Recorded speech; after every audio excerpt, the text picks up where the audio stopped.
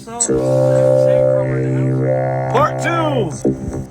We're with Ray Lawson inside. What are we calling this? Where the magic happens. Where the magic happens. Shed. Ray's Model Shack. Ray's Model Shack. I will get another look at that from the outside. The Sanctum Assemblage. Starring El Raleigh Lama. Hello. Welcome everybody. I'm excited. We're here with Tony the Toy Rat and Ray Lawson representing Lafayette Scale Modelers Club. Lafayette Scale Modelers Club has been with us at Fayetteville Comic Con every year and has been an extremely close part of helping us theme our shows, as well as just bring some cool, unique things that you'll see over this next year. When we had James Pax, Big Trouble in Little China, Ray put together a Pork Chop Express for us that we had Ray sign. We have a cool project that's coming up that I'll let Ray talk about for this year as part of our Black Hawk Down movie feature with actor Richard Tyson and hopefully some other people from that cast. But we're in Ray's Wonderland. If you tune in and watch Ray's channel, when he does his Facebook Lives, they're mostly from in here. Is that your primary seat? It looks, the background looks to me is where we've. This is familiar. Yeah. This is a familiar setting back here. Log in and ask questions and learn about models, model building, painting, restorations, and new constructions that don't even have kits associated with them. Yep. Yeah. So Ray, from your personal history, what got you into this as a hobby? Well, you're an Air Force brat, right? Yes, sir. Was your dad an Air Force brat? No, I was Air Force. I mean, was your dad? You were Air Force. Yeah, I was Army. Okay, my dad was Air Force. I had model airplanes hanging over my head before I was born. So, and during Vietnam, we were stationed in Guam from 69 to 71. So, I got intimate knowledge of all the sounds of aircraft flying. I missed the sound of B-52s. Operation Linebacker, Mom and Dad would take us out to the edge of the island and we would watch them fly into the sunset. Yeah, that rolling departure of the big prop cutting the air was almost melodic, or it is almost melodic versus some of the big jet type. There was days that me and my father, we'd be getting ready to go on a trip, and it'd be early in the morning, like 3 or 4 in the morning. We're packing the car up, and Dad would like, stop, shh. And you could hear the C-130s over on Green Ramp from here. And he said, you can hear Green Ramp. And so I grew up with that love of aircraft, and I tried to join the Air Force, and it didn't happen. In the mid-'80s, they didn't need nobody, and I was overweight, so that didn't happen.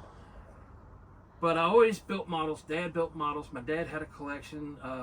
What's left of his collection has been integrated into mine, because as he got later in the years, he still loved buying them, opening them up, and looking at them and seeing. You could see him thinking what he was going to do with them, but he never got to where he was going to do with them. So probably opening up, if it's a car kit or a plane kit, looking and say, well, do I like these decals? What else would I do? Would I replace the landing gear or the wheels? Would I, this would look good on pontoons or whatever, and just going through that exercise in his mind, that just the visual of that without even the construction probably sparked 12 different design paths. He had over 10,000 flight hours on C-130s alone.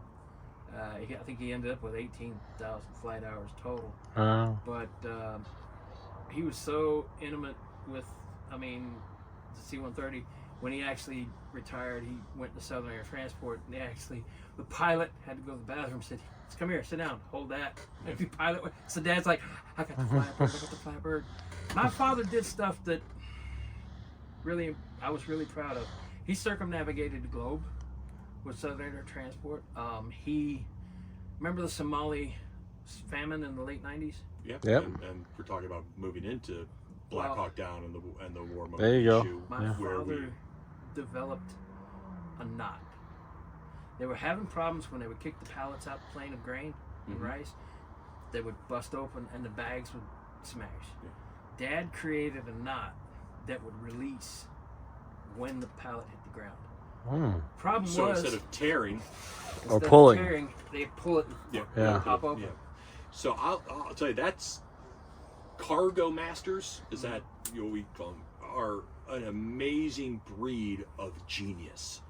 I mean, And they are, but they're also an amazing breed of insane. Because my father said that same pilot that went to the bathroom said they kept flying over the same river in Somalia, and it had this sandbar. And the guy told my dad straight up, "I'm gonna put a tire mark through that thing before we get out of here." And now these are stretch 130s. They're not the short ones. Yeah. They got the 14 feet in the front, 15 feet in the back. So they're huge. After they dumped their load, coming back, Dad said he came right down and dropped the front nose and put about a 30-foot mark, 2 tires in that sandbar. I've had the opportunity to witness a drop competition of dropping Humvees, and the loadmaster had to pack it, the styrofoam, the glass protect, the sheet, and take them up and watch them kick them out of the back of the ramp, and fastest best team won. But yeah, it's there's a definite art and skill there, and something that's often overlooked, right? How does stuff get places? There's people that are getting it there. And see, growing up, when I was born in '67, so I was born and bam, Star Trek was open, on.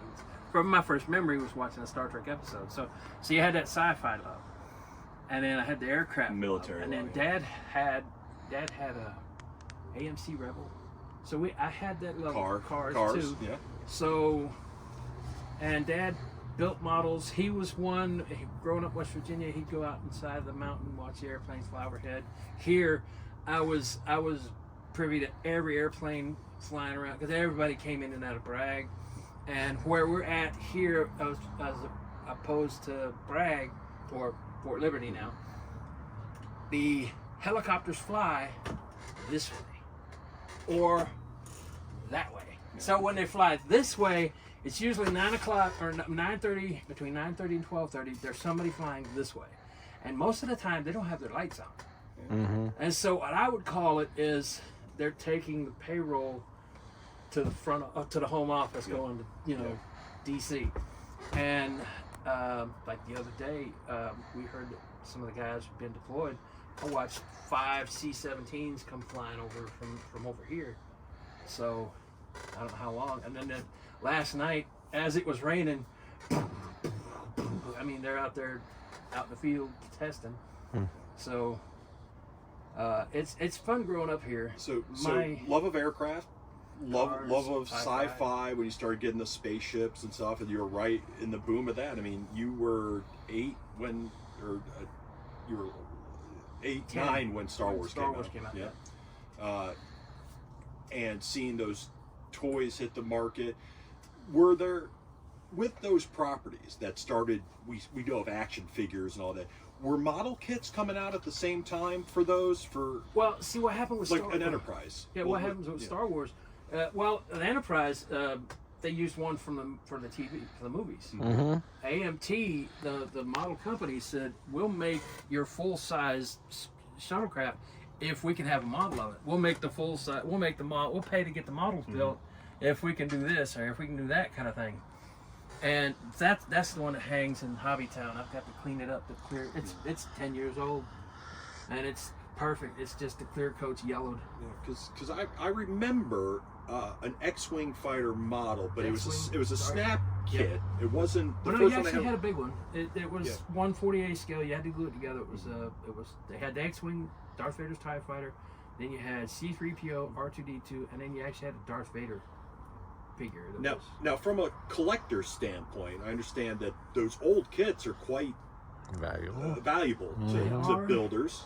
As you know, how has the quality of the plastic and stuff held up over those years? Is it, if you took something from the 75 out of the box now, is it comparable in quality of plastic? Or where have the... I've had videos where I've done unboxings where I'll get, like, behind you, if I'll show you the division if you can give me.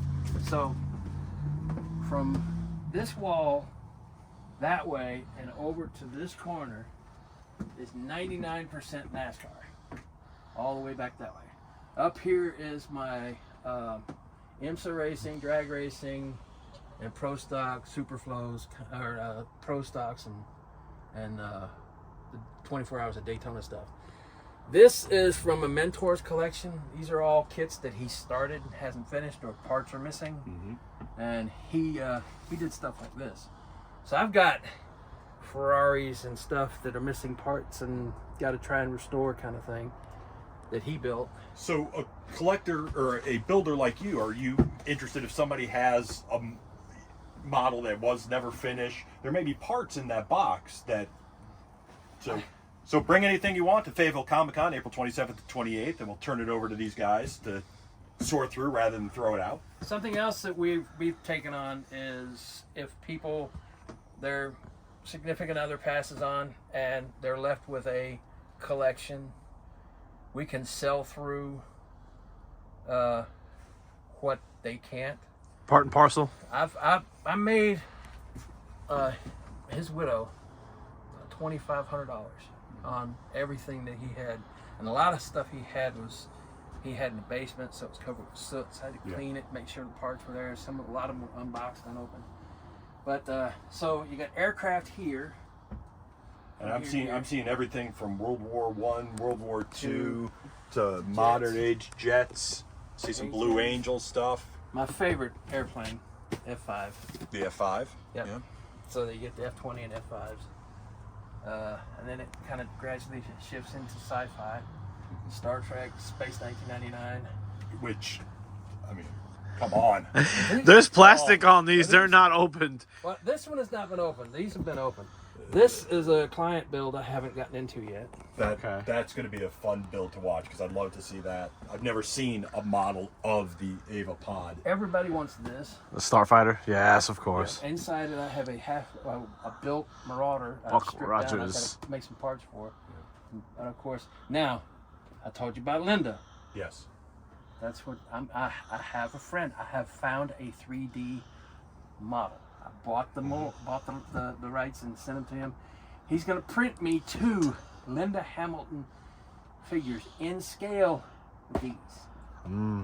So. And you're going to paint them? You'll paint them? I'll have them done by the con in Raleigh. So you were asking about the old Star Wars models. Okay, so this is Star Wars. Yeah. This is the Jedi release, same kit. And this is the later on. So 77, 76, so right around the time of the movie, and this is 84. 78, 83, 83. 90s, 2000s. So they re-released them, and then every time they re-release them, you get a new formula plastic, so they'd be a little different. I've got some NASCARs that a lot of people say that the plastic's really, stiff, really brittle. Others say, well, it's really flexible. What's that? One of my favorite helicopters of the MASH? my 3 favorite helicopters of all time are the Batcopter, Thanos' copter. Look it up; it's a real thing. I know, I've seen it. And the MASH copter. Oh, the original MASH copter would be one that my father would probably ooh and ah over too. Remember Larry Hama was in the episodes of MASH. I didn't know that. That was the one that the Batcopter was made from. Yep. Oh, was it the MASH helicopter? Yeah. So I've got, because it was the first helicopter that had the full 360 bubble view, right? on one? I have not. It will scare the living piss. I'd imagine. I imagine. It's nothing but like a piece of aluminum foil around you. That's why with a blade. When you're sitting, you're the pilot's in the middle, and you're on one side, and and there's another guy sitting on the other side. Well, the place you have to put your feet, both feet, is about this big. Yep. Yeah. And it's on a window, basically. So straight down. You're holding the edge of the cockpit, and you're hand in hand with the other guy on the other side. So also the model of TC's helicopter in Magnum PI. I have a Magnum build. As I was getting these stuff together, the client passed away. Oh, jeez. So I have the Magnum models, and I'm going to build them in his honor. And I also got another Ferrari over here somewhere to go with it. There's a speed racer back there, ready to go for you fan sphere. And I believe I have his sister. Yep. I was given that later. I'm like, I don't know what to do with this. So, yes. There's a Chinook. Yep. A bunch of helicopters. A Super Dukes Cobra. of Hazzard's here. Yep. Dukes of Hazzard, Kit, Knight Rider. There's I think there's a RoboCop car. Are these all client stuff, or what's the deal on it? Okay, so I've got some client stuff mixed in. These two, well, this one's mine. The guy's gonna buy the new Klingon. He wants the newer one. Okay. So I have to build the new one when he gets it. But this is his. This was a client build, but I haven't heard anything back from him, and I've had issues with it. Something to jump out of your stomach there. Let's see, other client builds. Damn, it's tall. It goes all the way back here. Yeah, that tail. It goes all the way back there. That's the vinyl kit, but it's a recast, so it's not flexible. Yeah, I got to get a shot of you holding that coming out of your stomach before I leave, all right? Just tools of the trade, right? You obviously have, things that, you have workbench space, you have magnifying lamp. I think that's a magnifier. Yep. I love the little magnetic screw hole trays that go everywhere. And I got magnets to hold everything else. Yeah. Obviously you have a little bit here to look for some break time here with your Nintendo and your Sony PlayStation. But what am I looking at here? Okay, so behind you in the booth is a studio scale TIE fighter. Ooh, take it out. Pick up the center part. Take it out. Take it out. Pick up the center part and let him see how big it is. Ah. That is a studio scale TIE fighter. The star-shaped deals are the sides. So is that material the fill? Cool shade. Cool shade. This dark is screen. Hard, impossible to find. It's a it's a metal screen, louvered. It was for lighting. Ah. There's only about a linear foot on this whole roll. And I got this and that. This is supposed to do that TIE fighter. So is that the black screen, or is that you've put something over that? That's the screen. It's not for modeling. It's an aesthetic thing. This is what they used on the real thing back in the 70s. Okay, so it's Got aesthetic. this cool shade, and they cut it and they put it in the sides. I mean, because you have to imagine a lot of those model shops were extremely innovative, right? Yeah. Finding that's why you see I don't know, Doctor Who Daleks that look like trash cans or some certain things, and whether it's you could see something in it, like, oh, that's the top of this. Well, the where's that? It's over here. No, it's over there. The middle part. This is the escape pod. Micro Machines escape pod. So the middle part from here to here is a KFC bucket. It's amazing. Right? On the blockade runner, the front end, the two side pieces, it's two paint mixing buckets glued together at the rim, and they cut out the holes for windows and everything else. And you saw the sand crawler in the house. Yeah. This is a sand crawler I'm building for another client. Okay, so it's all apart right now. That's what it looks like before I start. Okay. How long is that going to take you to put together, you think? I'm hoping to have this one done by May. Maybe June. It's like how many hours? Like if someone who has never done this before, I just picked up a model kit. That's that. How long? They're not going to get it done nearly as quickly as you would, but how long should they expect it should take before they get frustrated anyway? 6 to 8 months. 6 to 8 months. If they want to light it, then maybe a little longer. Wow. I have some bread racks outside. I'm going to cut up, and they're going to go in the top of it, and that's where the lighting's going to be. Yes, this is the side pieces and there'll be a room. And who makes this right kit? Here. Who's this kit made? A guy named Randy Cooper. Okay, so it's an individual who's This making is the a kit. garage kit. Okay, garage kit. So paint booth with exhaust fan, do your painting and anything. But look at just the organization, the paint. I have to. Yeah. Well, that's my father's collection of paint, so I kind of keep that as honor. But just hung clamps, everything within. Yeah, I keep forgetting about this here. Yeah, I kind of wanted him to give me sort of a tour, and I would love to see just like you're sitting at your desk working on a couple of things here. So That's the spray booth. that's cool. And when you spray it, what is that? What is that? That is those are your airbrushes right there. well, that's compressor, and I have one airbrush connected to it, and I have other airbrushes in boxes here. You name it. This is all the categorized paints here and acrylics that he paints uses. there. On the back over there, you see a Tamiya paints. I've got craft paints. I've got Citadel paints. And if you can see the tub there, Down here at the bottom. that's my jeez. my mentor's collection. And I have to go through those because half of those are solid. So if I can't send them out and reuse them, I'll have to throw them away. And I've thrown a bunch away so far. But I would also like to point out, sitting here, Black hole. ready to get started. It's started. Uh-oh. Where's it at? Now I don't want to disappoint you, But- this one's mine.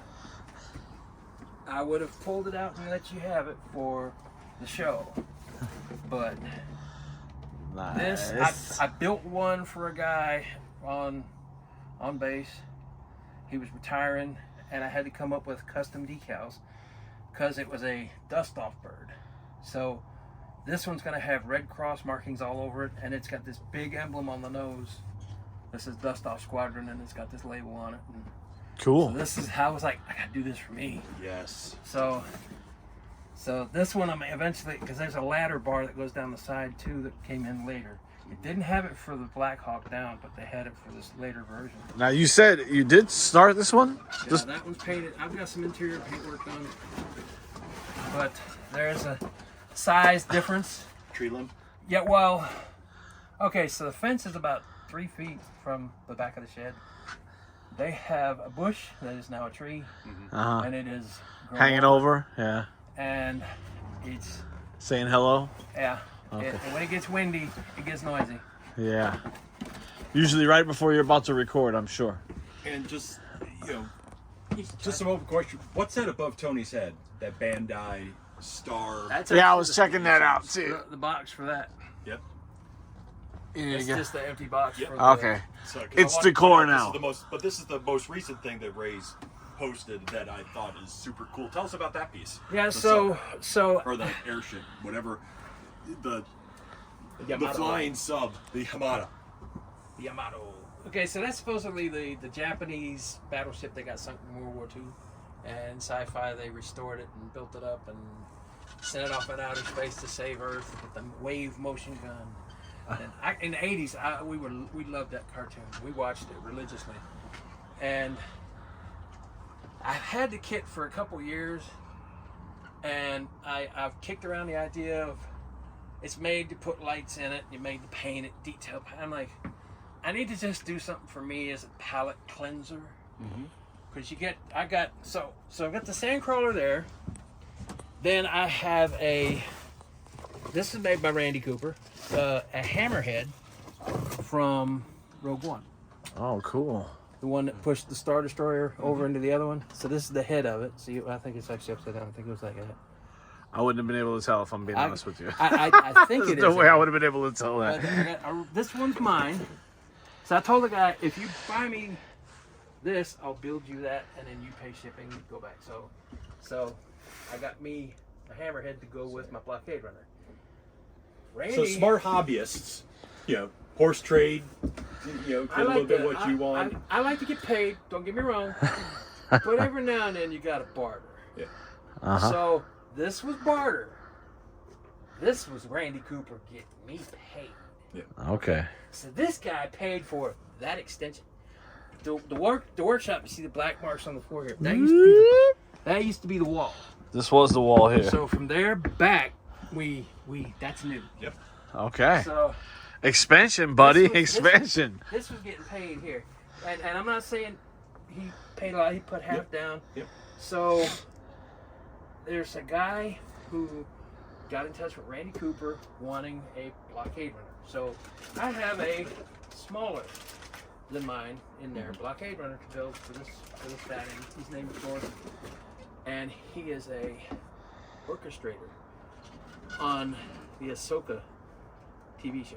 Oh, cool. He works for Disney. John Williams and them That group. and Disney, and he's already told me they're doing the next season. I mean, I knew it was another season way before anybody else did. So he wants a big Blockade Runner, and I had one in parts, but the parts were missing. because the company made it before they sold it at Corbanth, and they lost half the parts or didn't put them in right. Well, my buddy I traded for the Millennium Falcon hadn't started his yet. I said, dude, can I borrow it? I need to make the radar dishes and guns for this kit. This is my blockade runner, same size. So I needed the radar dish and the guns that go up front. They're missing. He said, yeah, I'll let you borrow them. I haven't started it yet. So I have his parts down here that I'm going to make molds of. The parts that I need for this kit. So this client bought this kit from my other client. So all three of these have to go for him, or these two rather. And then he texts me and goes, "Oh, by the way, I ordered one of these. Just tell me how much I owe you." And this is a 3D print Nebulon cruiser. So we've looking at a lot of models, and one of the things I know we at Fayetteville Comic Con, one of the reasons we've had such a great friendship is because we love properties that have toys, models, books, cartoons, comics. And you look around this room, I mean, 2001 Space Odyssey, Battlestar Galactica, Terminator, I looked at Speed Racer, Spider-Man, Tarzan, Star Wars, Star Trek, everything under the sun. But a lot of people don't think about the kits, right? They see and the build process and how you estimate how long you need and the right tool, the right toys. So if anybody's interested in those things, I hope that Tony, you put Ray's information, because follow Ray's Model Shack on social media, and you're going to get some great things. But when you talk about making a mold of, I'll take it with me. That's fine. That's Hobby Towns. When you talk about making a mold of a part, we've talked a little bit about scanning and 3D printing pieces, but when you say you make a mold, what's that process? You're taking those front guns from that blockade runner, and you're going to What's cool is the kit that he's got down there, most of the parts are still on the sheet. The guy just, made the mold, pulled the mold off the parts, and then, he shot you a thing on there, like Pam, cooking spray to keep it from sticking. Pour the resin on it, let it seal, and then you just peel your parts off, sand them down, and put them on. Lucky most of his stuff are still on the sheets, so you imprint that into tape it down and pour silicone on it. Okay, and then pull the silicone off, and now you have the reverse mold. And that mold will stay viable for a while. If you got to make one or two or three or four, and then of course you'll start finding pieces of blue or green or whatever color your silicone mold is. In the mold. You don't just clean that out. You can't get them out once they're in there. It's the mold it's coming the mold. apart. So you actually have to go back and make the molds again. Yeah. But there's also one more I failed to mention. It's hiding in plain sight. I had a M1 Abrams that I traded to a guy, and he picked it up at the last Comic Con. The only reason I traded it away was because I could get one of these. What do you have this? A studio scale Y-wing. Ooh. And that's the cockpit. And this is a resin print, but it's a resin print, not a plastic print. So let me ask you, one of the things that's missing on a lot of toys models are cockpits, right? The clear that seems to be missing off of every Sky Striker they have. How does a modeler recreate a cockpit, or do you have to go find one in the wild, or is that something you can pour and? There's a machine that can be made. I don't know if this is what you can use with it. Just a piece of acrylic. Well, this is a piece of acrylic, but you can get what they call vacuum formed plastic like this, and if you can get a buck or a mold or somebody that has the kit or somewhere else, or you just carve one out of balsa wood or just space. And then there's a way. I watched a guy back in the 80s take a loaf pan, glue it to a piece of wood, drill a hole in the side that you could hook a vacuum cleaner to, drilled hundreds of holes in the top, and then you put your part right in the middle, You heat up your plastic in a frame that holds it. So that was his vacuum And form. he just vacuum formed it. Yeah, But that's he what made he's- the vacuum yeah. former by hand. I mean, it's almost a reverse air hockey table. Yeah. Is, He's you know, pulling air through all the little holes on the side. He's So pushing it just- out. And he makes a cockpit. Yeah. And he actually made a cockpit for an old Millennium Falcon kit I had. But then again, you got what they call the George Lucas effect. In the original first three movies, none of the spacecraft except for the A-wing had a glass cockpit. They didn't want the reflections to interfere with the camera, get the glare. So the Millennium Falcon, the TIE fighters, none of them had window glass. Cool. What did they use? No, they The just models had the- didn't. No. The models didn't have the glass. So the Just open the- face. It was But open. it was when there was, you could see somebody like the shots from outside. Yeah. Before Are there? CGI model shots, Yeah. if you go look for a window glare, you're not going to get it unless you get a CGI shot where the X-wings are passing by you and you see the shine kind of go across the window. That's amazing. So I mean, you do everything from figures to vehicle, ships. NASCAR cars seem to be a favorite of yours. I got into NASCAR in '78. Dad took me to my first race and we were hooked. Was that up in West Virginia or where were you? No, actually, Darlington. It was Darlington. Nice. And then Rockingham Speedway. We're in a busy part of town, people. Don't worry about all No, that noise. There's a reason for that. My wife had she had seen some of the firemen and told them that we had taught our dogs to howl when they hear the alarm. Oh. And it's the dogs telling them to be safe. Huh. So from now on, all you hear is them hitting the horn and the siren Yeah. as they're going past the house. Nice. Oh. And the dogs will sit in the house and howl and whine. That's cool. That's the only time we can get them to do anything is when there's, it's just, I'd like to ask you what is your dream build? What's your holy grail Okay. that you would like to put together? Something that it's complex or it's personal or what's Or you just want to get your hands on. You haven't been able to get your hands on. Well, either way. after amassing this collection and building stuff for other people, I get to go back around and do again what I call build memory. Is stuff my dad has built, stuff I've built. There's a B-52 over there my dad built that I'm saving. I'm going to put my full attention on it. And this is the first release of the B-52. It actually has a thing that makes the sound that the engines are running. And it's just a little plastic thing that's and it sounds like a baseball card in the spoke of your wheels on the but bike. it goes It's fast enough. It sounds like a B-52. Wow. And it's not so much what do I want to build. It's what's going to happen next. Because Jordan is already mentioning a Randy Cooper Star Destroyer. And the Star Destroyer that Randy Cooper has is 40 some inches. It's the same length as my blockade runner in the house. And we're talking 20,000